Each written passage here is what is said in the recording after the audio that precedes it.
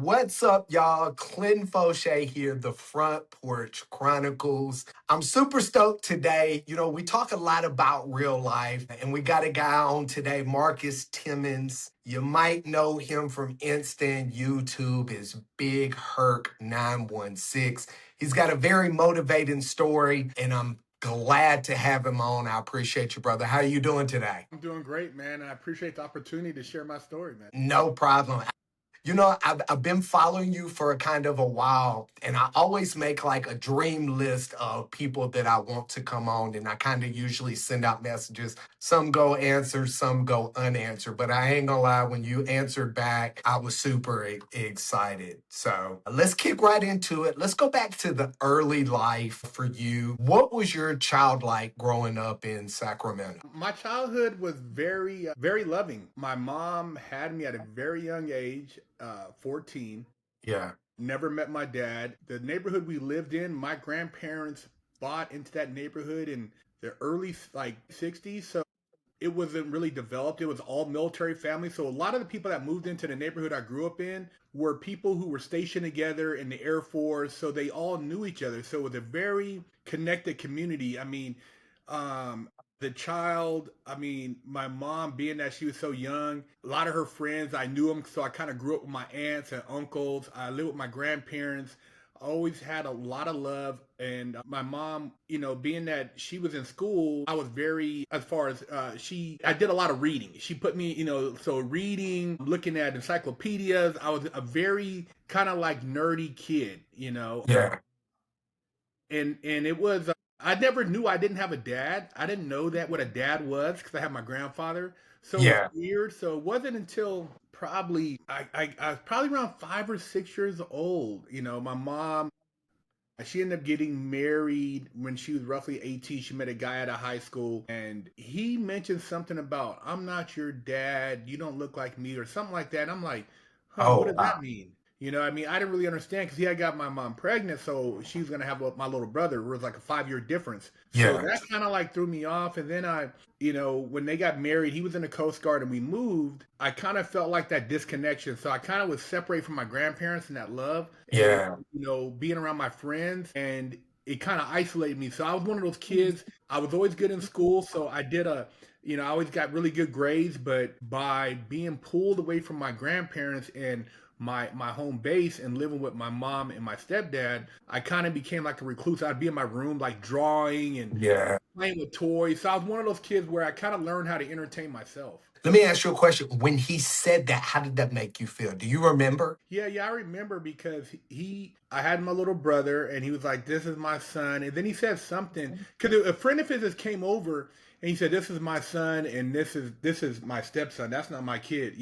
And he said it like that, and I kind of like, and he's with this other guy, so I always had like a sense of resentment towards him. He kind of felt like to a degree a bully, Yeah. but at the same time, he would pretend around my mom when she was home because she worked. But then, when she wasn't there, I was like get in the room. You know what I mean? So I basically was like isolated. I'd be outside playing with my friends, having fun, and he'd come out there, come in the house, because maybe I was having too much fun or whatever. Or he had a bad day. He had a bad day. He just was a negative dude. He would play chess, drink his little mad dog, smoke weed, and watch basketball and dream of being like Dr. J. He thought he was a hoopster, but he didn't have no game. I can only imagine. So, like, my story very similar to yours. I had a lot of trauma and stuff, but my mom divorced my dad, and my stepdad, who now later on in life kind of admitted, like, hey, I was a shitty individual to you. But at the time, man, it really messed my head up because he's similar to what you said. Same things. He would act different in front of my mom. So like, when my mom wasn't there, dude, he would do shit like send us to our room and put a VHS camera in front of our room to make sure like that we didn't come out of our room. But he would pull that back whenever she got home and there would be no mention. And then when we would say something, he would make us seem like we were crazy and be like, "Oh no, that's not how it went down." So I can understand for you as a kid how confusing that would be. Who was one of the biggest influences on you as a kid, both positive and negative? Um, I think positive was probably my mom. Negative was probably my stepdad because the lack of confidence. You know, Yeah. by he coached he coached my soccer team, he coached the baseball team, and I had got to a point where I told my mom I don't want to play for him. I want to be on a different team. And so my confidence as far as like in myself, it took me a long time to build that up. You know, as far as feeling like I had talent, whether it's drawing, I had to build that up within myself because he had took that away from me. He made me feel like I was like weaker than what I was. So it took me a long time to get over that. Yeah. And I'm sure at some point in time that kind of shifted you with going down a different path of making bad choices. Do you feel like? Oh yeah, I mean that I guess anger and resentment was a mirror of hatred for myself. What made it easy when I got into like gangbanging and stuff to like be angry at other black guys. You know what I mean? Yeah. Because of the hatred. I never, growing up, I didn't ever have like the racist experience. Like all my white friends, we were cool. I lived on a Yeah. military base. We'd go over their house, eat pancakes, go hang out.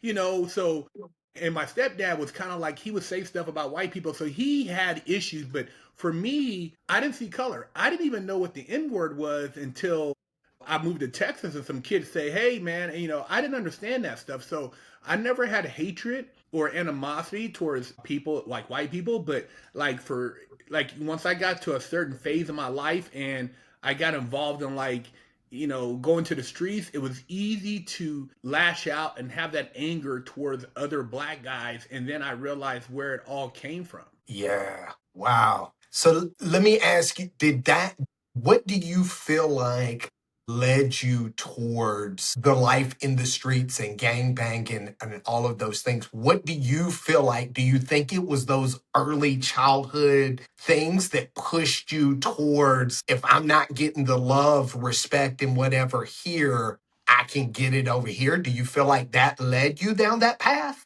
No, I don't think that led me down the path. What led me down that path was my freshman and sophomore year in high school, I was still getting straight A's, kind of skateboarding, BMXing. My mom had got divorced from that guy, so we moved from the military base back to Sacramento into a part where it was pretty thugged out. And Yeah. so, I'm seeing a lot of guys walking up and down the street. It's one of those streets where there was always drug dealers, crackheads, just derelicts and stuff. And so I'm out there skateboarding, but I'm seeing all this stuff. And then going to school at this point in like 87, 88, you're seeing guys with money, cars, Jerry curls. So that stuff kind of intrigued me. It kind of, and then I didn't really have, when we moved back to Sacramento, my mom working two jobs, I didn't really have a male influence. I mean, I see my grandfather, but it wasn't really any conversation or bonding or, hey, man, your mom got divorced, but blah, blah, blah. He didn't cultivate, I had no male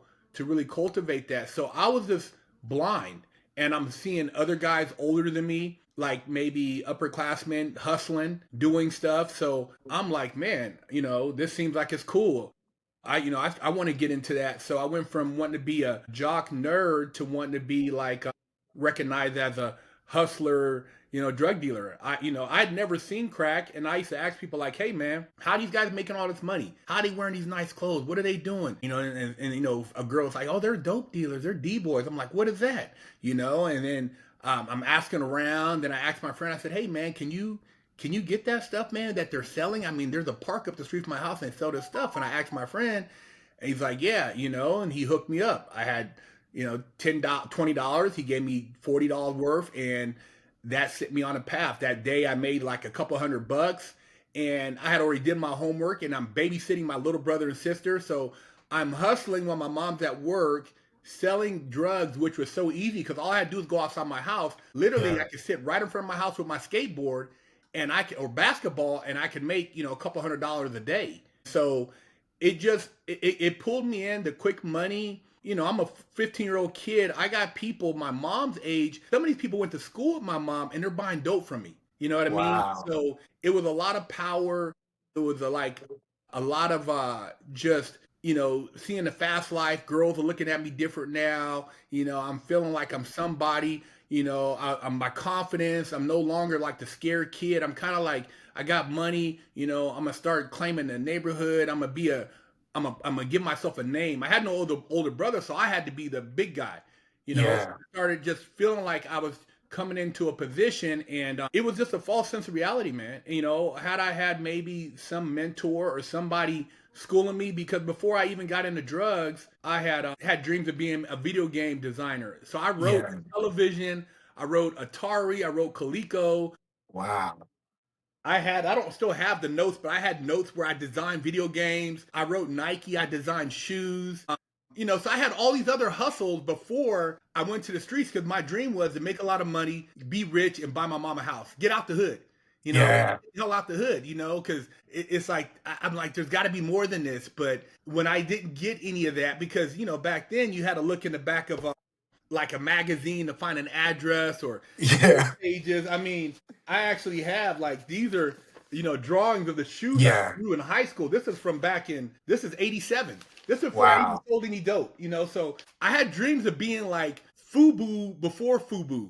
I was Yeah. FUBU for everyday use. FUBU was Yeah. for us by us. So I had all this stuff, but I didn't know how to trademark. I didn't have any business background. And so I was just trying stuff. So do you feel like, and this is where like this show is kind of like what I talked to you about. I feel like as far as especially for men, we don't have people to help guide us and help show us number one that emotions and stuff, not to be soft or sensitive, but those things we that go unhealed and go, we don't learn how to fully process them. It's the same way as you. Like for me, I was a very loving, caring kid. Like I'll look at my youngest son now, and he's the same way. But I was hardened because, I was beaten because my dad would have a bad day. And if I cried, the whoopings got worse because I was supposed to be a man and I was supposed to be whatever. And so I look back now, and that's why I try to help other people by sharing these stories and being like, dude, we all go through stuff. Like you can do it and you can step out of that. And there's possibilities, and people like you and I that are out here helping people is really game changing. And I know for me helping other people save their lives takes that 7-year old kid, like you said, when you were a young kid and your stepdad would say these things in the way it would make you feel. Looking back at all the things that I was told I wouldn't be, and seeing that I'm helping other people now makes that little kid version of me smile, knowing that everything that they said I wouldn't be, that I am. So kudos to you for, changing your life, because a lot of people don't. What led you, speaking of that, what kind of led you to getting in trouble and eventually becoming incarcerated? Well, when I got involved in selling crack at 15, and then I caught two cases. I got a possession, and then I got out of juvenile hall, and then I caught another one. So I had to go do 6 months in juvie camp. And Yeah. so being around those elements, when I was in juvie camp, bro, it was straight gangbangers. I mean, those guys there, like my family, I was the first person to get in trouble. And my mom worked hard. My grandfather had a regular job. These people were all like, square people that didn't have drugs and all that. I mean, there was alcoholism, but with my grandmother, but like as far as like the drugs, nobody's seen that. But when I went to juvenile hall and I'm around these guys at this camp, and some of these guys, you were the honor program, so you'd have weekend passes. These guys would like brag about like on the passes how much dope they sold. I sold 16 ounces. Oh man, I got rid of half a bird. I got rid of 18 ounces. I got rid of 30. And these guys are coming back to camp with fur coats on. These guys are 15, 16. They're driving cars, so their families are in the game. The Yeah. mom is cool with them selling dope. The grandfather's gang banging, dad's gang banging. The kids is like, these guys, some of them 17, they got 3 kids already. So I was exposed to all that, and just sitting around that, it made me hard. And then it made me kind of like, I got mad. My mom met somebody while I was in there. So there were times like on the weekend she couldn't come get me. So I was really, angry. And so I became like distant, even though, I couldn't blame her. I was in there, but she didn't have time to drive way out there to come pick me up and then bring me back and then go way back out there because she was working and she had two kids Yeah. besides myself. That exposure to that programmed me and kind of instilled some things in me that took me years to break.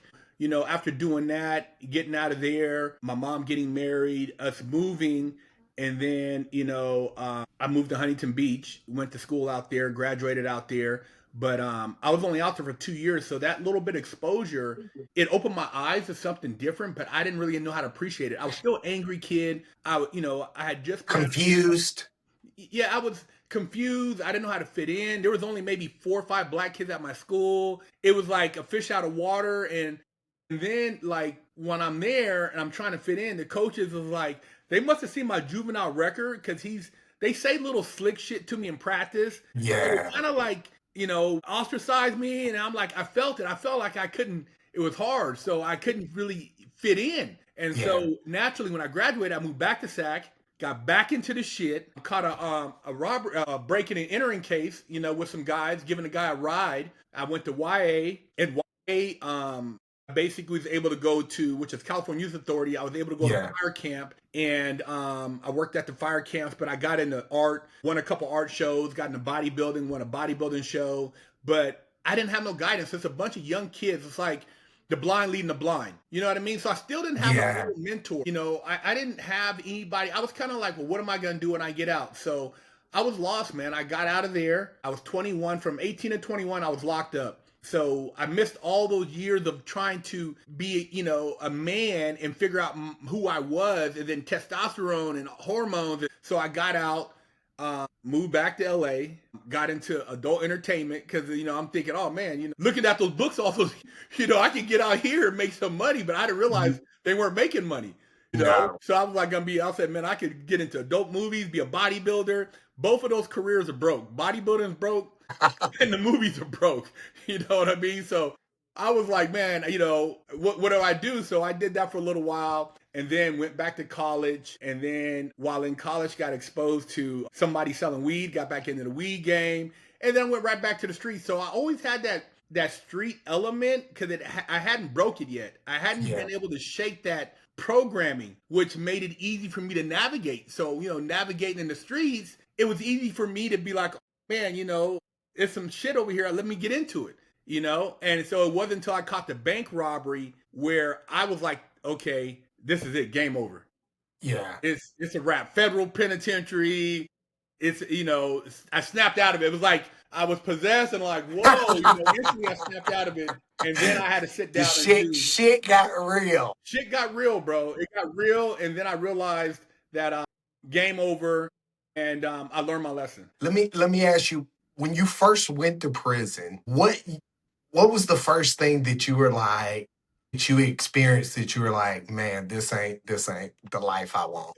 You're talking to guys in there. I was in there for a little bank robbery, but there's guys in there who had like drug conspiracies that were making crazy money. Everything in the feds is like on a more professional level of criminal activity with commerce. Yeah. State is muggers, rapists. In the feds, a lot of these guys are getting money. But the time is crazy too. Like your deal might be 20 years. And Dudes there ain't no good time, like in federal prison like it is in state. No, you're doing 85%. You know what Yeah. I mean? You're doing 85%. So it was like that wake up call, and then seeing how serious the game was, man. I mean, the only thing I could say is like when I did get in there and when I got to USP Lompoc, 2000, and it was locked down. Somebody had been killed, and I'm like in a room. Probably, I get assigned to a cell that's the size of a bathroom, and they tell you when you get there, it's like, what do you claim? Are you blood, Crip? Where are you from? Blah blah blah. And he's like, better tell us, But once you put that on your jacket, you're labeled. So I said, hey, I don't gangbang. So they put me in there with a guy from 60s. I ended up doing time with him. When you start seeing that, man, and just the tears all the way up like in the movies, and it's old, it's dreary, it's guys are in there. I mean, dudes who you meet somebody who's done 20 years already, and dude, they're like fighting the light. I mean, you start hearing these stories, it's like, wow, man, do you want to be a grandpa in prison? Horrible. or never get out. No, no, I was in there with Carmine. I was in the same unit with Carmine Persico, the head of the Colombo crime family. He's on Yeah. the first tier, and somebody's like, "Hey, that's Carmine right there." I'm like, "Who's that?" And I started researching. I'm like, "Dude, this dude was a hitter, but he had life all day. You know what I mean? But he's in there doing time, and then you got another guy. He was a heroin kingpin. He got 100 years. You got this guy. He got 3 lives. And they're some guys are fighting their cases. Other guys got attorneys.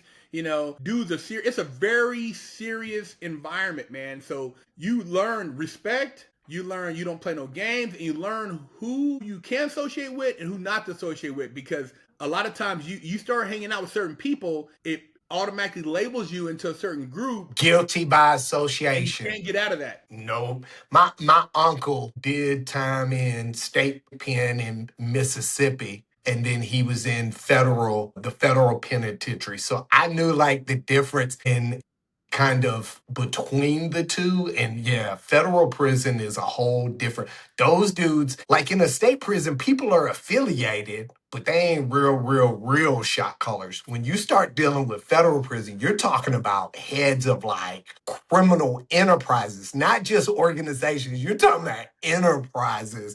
So Yeah. it's completely different. Let me ask you this. What did prison teach you about yourself that the streets couldn't? Accountability. I had a mentor. One was an ex-Vietnam vet, a white guy who was doing 30 years for making heroin, synthetic heroin. He laced me up on the law. And so I started reading all these things about like Black's Law Dictionary, congressional acts, habeas corpus, the tax system, the monetary system. He started breaking stuff down to me like it blew my mind.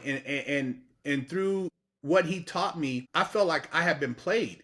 Like I was an idiot. Like how'd I buy into this? Because if I would have knew this shit, I wouldn't have been committing a crime with such a low frequency. I would have never committed I would have done something else. But like when Yeah. you're on a low frequency with other low frequency people, you do low frequency shit. So he taught me about like the legal aspect and just how commercial law worked in the government.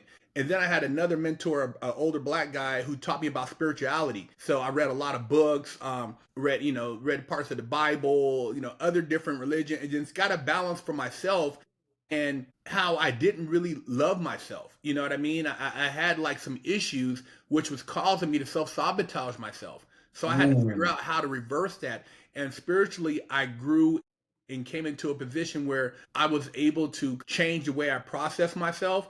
And one of the things I did in there was I did kind of like I did a retraction of my childhood and all the way back until where did I go wrong and start making those bad choices. And I like to use the analogy like it's taking a car chassis and starting with just a frame. No Yep. brakes, no rear end, no axle, and then start building a car from scratch. You put these brakes, you put this engine, this transmission. And so everything I had been taught up to that point, I threw it out the window and I created a new me. So I reprogrammed Ooh. my computer, my way of thinking, how I looked at the world. And by doing that, I basically created a new me. And then the whole time while I was in prison, I never called myself a convict. I never called myself an inmate. I was always in the law library. I was always studying. I didn't hang out on the yard. I didn't gossip. I didn't brag about my crimes I committed. I separated myself and I said, you know what? I'm gonna change how I talk, what I filter, what I take in. And so I changed my whole trajectory. It's funny. I tell people, and you might be able to relate to this. I know for me, I took a spiritual side of it, and I call it killing off versions of me, right? And because when you're a kid and you are taught to not love yourself, to not respect yourself, and you're not taught like what some relationships are, what love is, love is not, then you create these separate versions of yourself because you're in fucking survival mode. You Yeah. don't know what real life is. And for me, like you, I had to do that. I had to pull everything back. And one of the problems with therapy, and this is what I tell people all the time now when I'm mentoring or helping, is we can do therapy and we can talk about stuff that's going on in your life right now. But like you said, if you don't take it all the way down to that chassis, all the way back to that child version of you, it's like starting a book midway through and then trying to understand the beginning. If you don't go all the way back to the beginning and deal with the hurt, the pain, the anger, the resentment, all of those things, if you don't heal those at the core of you, those things that happened as a kid, you can, for a short period of time, fix the current situation. But like you said, you're going to continue that loop of going back to the streets or going back to whatever feels comfortable because you're not killing off those versions of you. But when you got out, what habit was the hardest to change for you immediately, or was there? There wasn't really a habit, but going back to what you said also is that during that process, I had a period where I had a single cell and I cried, but I hid my face. You know what I mean? So Yeah. nobody could see me. Because you pin up all that stuff from childhood, and women cry. Oh, they get it out all the time. Guys, we got to be tough. You can't ever be emotional. I mean, unless you have a dad who says I love you and he like gives you that, which you see sometimes in the movies. You fantasize, man, I wish I had a dad like that. You know what I mean? You can't get it out. So crying, not to be like, oh, you're soft, man. I was about the business, but you have that all that pain, and I cried, and then it was a lockdown, so I was able to kind of like meditate and get it out, and then I cried again when I got out at one point. But it's like you have all that pain, and it has to go somewhere. You either implode, you do something crazy, you snap, or so you're dealing, like you say, you're compartmentalizing all these things. How do you get it out? Men, we don't have these groups where you can go and talk, and you got a big buff dude, he's 230, or this guy right here, he's a businessman, he's a millionaire, but he wants to cry. You know what I mean? Maybe you seem like he has everything, but you don't know what he's going through emotionally. You know what I mean? So getting that out is so important, and that's one of the things, like you said, reconnecting myself with my emotions, because through juvenile hall, through working in adult entertainment, I had become an empty vessel. I could hook up with a female and not feel nothing. I was, my family. I didn't see my family the whole time I was in the feds, so I was disconnected from them. So I was just empty. But when I got out, I was like, I'm gonna show everybody. So I wasn't on a negative path. I mean, when I got to the halfway house, I was such a high that, man, I'm free, and I was just excited. So it wasn't like I was scared. I've seen some people, they had fear. For me, Yeah. I had about 5 of these. This is from prison.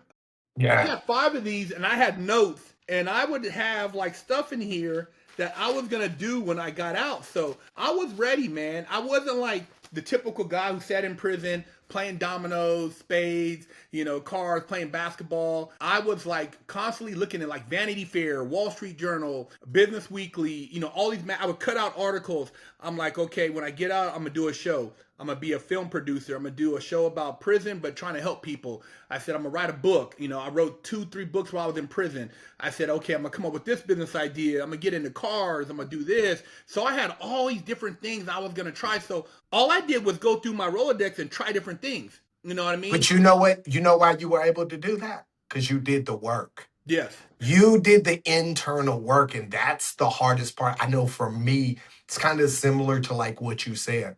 I grew up not knowing what a relationship was. I was sexually assaulted as a kid, right? So you take all of the stuff we talked about, and then you add that on there and holding all of that. And my mom was supposed to protect me. She didn't protect me. This stuff happened. And so I programmed myself. My thing, I was never into drugs, never into alcohol. I sold, but like for me, I didn't use. It was sex. Like for me, I was taught at such a young age that my only self-worth or value was that. And so I just continue. I got 5 kids by 3 different women. Like I just was constantly procreating and doing all these things because I didn't know that this wasn't normal because I was never taught all of those other things to know, hey man, that's not normal. And so, like you, I did the work. And so, for me, with my kids, people look at me and say, oh, you soft with your kids. And, I would do this. And for me, I see things from a different light because I remember, like how you said, I remember being that kid and feeling like I couldn't talk to anybody, that I couldn't, like, whatever. And so I'm adamant with my kids about making sure that they know that I love them, giving them emotional and mental security more than the financial. Everybody thinks, oh, well, I pay for this and I pay for that. But at the end of the day, man, as you know, money is money and that comes and goes. That love and admiration and those things that we truly need, that is more valuable than any amount of money that can come. So I know you got out and you do a lot with helping people locked up, coming home. What is it that motivates you in doing that? The younger version of me, little Herc. When I was a skateboarder, and I dreamed of being in Thrasher magazine or Trans World, and I skated, at these places and seen some of these pros. I'm like, man, I want to be a professional skateboarder, But there was no black skateboarders in my neighborhood. There was maybe one back then, Steve Stedham with dreads, Yeah. Pal Peralta, but there was no other brothers. So I was like, I want to be a skateboarder, but there came a point where in skateboarding you have a deck and you tear it up and you got to get new decks. And at one point my grandfather said, I'm not buying you no more decks. That's a waste of money, blah blah blah, you need to do this. And so that right there, I'm not blaming him, but when I stopped skateboarding, I Yeah. went to start hanging out with these thug dudes, trying to play basketball and hanging out on the streets. Man, it took me in a whole nother direction. If I would have stuck with skateboarding, being Mexican, drawing, being a nerd, I would have been good. And so I show kids now, like through the art I do, I'm like, dude, I was drawing since I was a kid. If I would have stuck with this, if you have something and it's not cultivated, you might lose that because God bless you with something, or you end up in Mm. penitentiary. Now you're drawing for people to try to get food, and you could have been on the street doing that. You know what I mean? You're Yeah. good with your hands. Maybe you could have been a body guy at a paint shop, or you could have been a painter or an architect, and you're fixing everything in the penitentiary, but you're doing it for the government.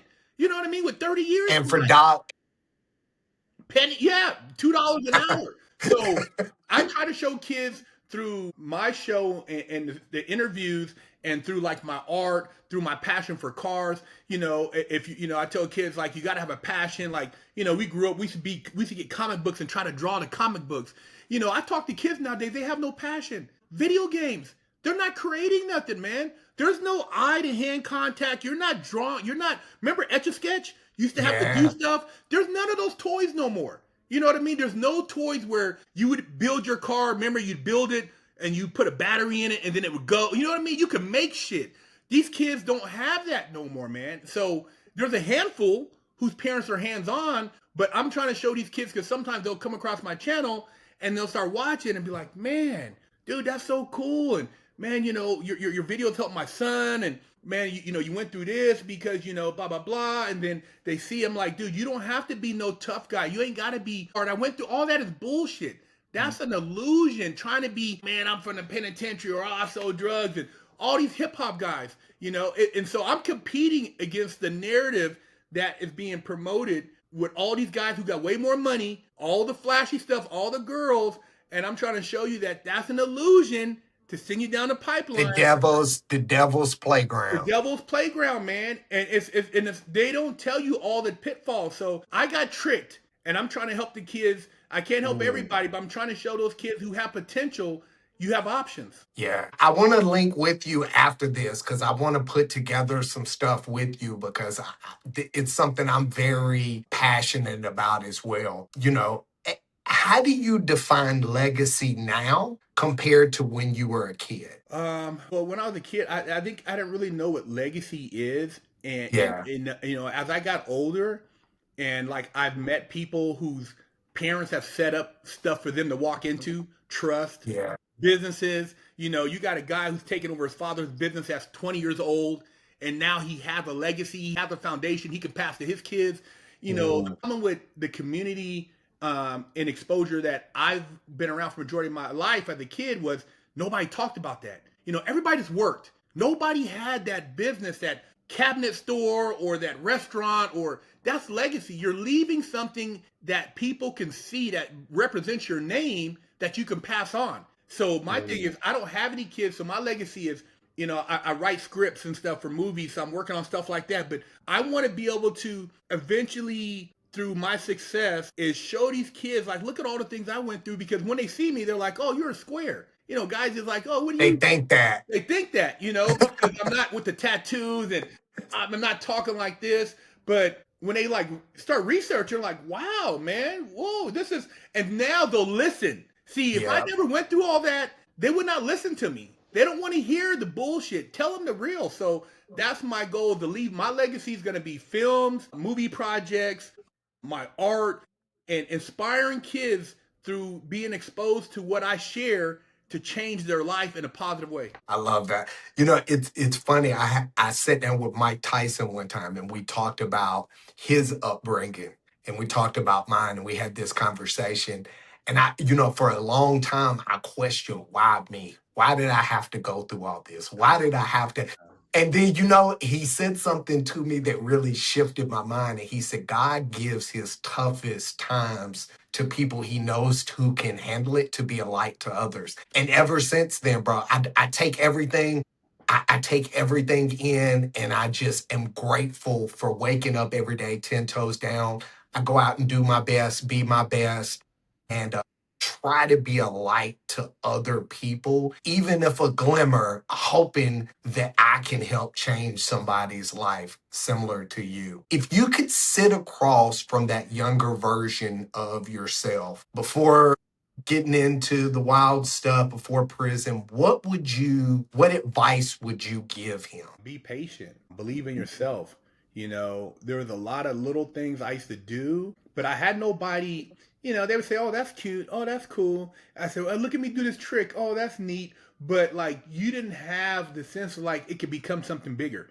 If I would have believed in myself, like a Tony Hawk or a Caballero or some of these skateboarders I looked up to, or some of the BMXers I looked up to, who knows, I would have never ever got pulled into something I thought was like an instant gratification, something that was short term, that had consequences. So I think for a younger Herc, just having the confidence to believe in yourself, but also for young people, and I know it's hard, is being exposed to the right things. Like if you hang out, like when I moved to Huntington, and I'm still in touch with some of the guys that went to school there, and I go back there now, and it's such a beautiful place. But when you have a certain group of friends and people and the influences, and you go to their house and their parents, it programs you. You know what I mean? You're hanging out with Rich. You've been around it, dude. You hang out in Malibu. You go to La Yeah. Jolla. Even if you're broke and you're hanging out those places, when you go back to the hood, you look around like, man, this is some bullshit. You know what I mean? You look at things It's a different. you hit the nail on the head. It's an illusion. Yes. It's Yeah. all in, and the more that I heal and the more that I learn to evolve, the more I see how illusionary the world is, and how easy it is to, like you said, go down that devil's playground, because the devil's always going to be in your ear whispering, you're not good enough, you Mm-hmm. can't do it, you Mm-hmm. can't. And so it's about surrounding yourself with people who aren't going to be yes men and just co-sign on every bullshit that you bring to them, but are going to stick by you through thick and thin and hold it down for you. What would you say would be the first practical step if someone's watching and they feel like they're trapped in this cycle we talked about and they don't see any way out of it? What would be the first step that you would take, or you would suggest that they take, to get out of that cycle? I would tell them to go pick up the Bible, man. Pick up the Ooh. Bible and read some scripture. Just open the book and it'll talk to you.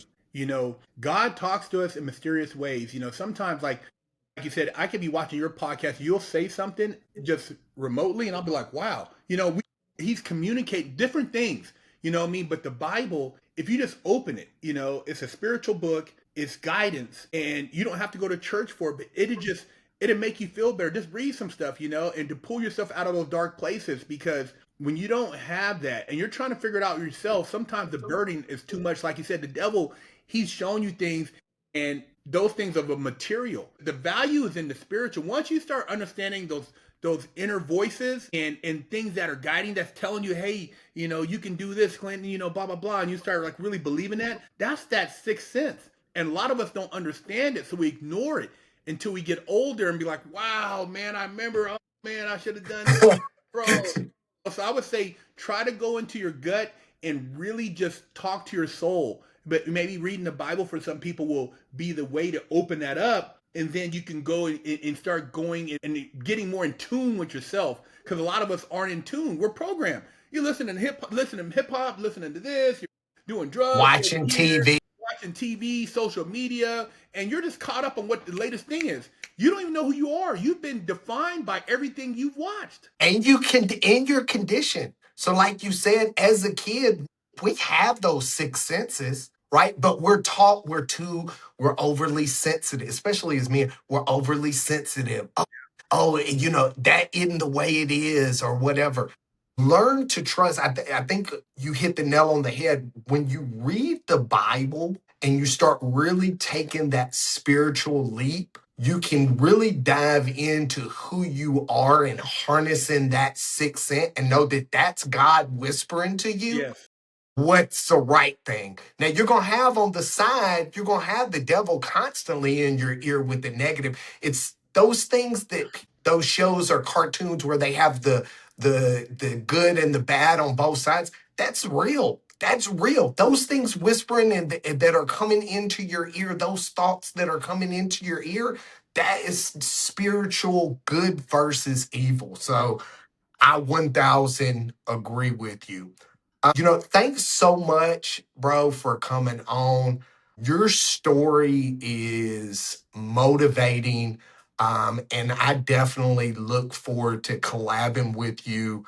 And let's put together some stuff. I'm in Fountain Valley, so not far from Huntington Beach. But if we want to do an event up there or whatever, I would love to come speak or have you come speak, and let's continue to change these young men and old men and people in general's lives by leading them and letting them know that no matter how dark the days get, there's always light at the end of the tunnel. And for everybody, go follow on Instagram and YouTube Big Herc916. I appreciate you, brother, for being the man that you are and for coming on today and sharing your story. Thank you, man. I appreciate the opportunity, and thank you for letting me share my story, man. Thank you, brother. I appreciate you. Thank you.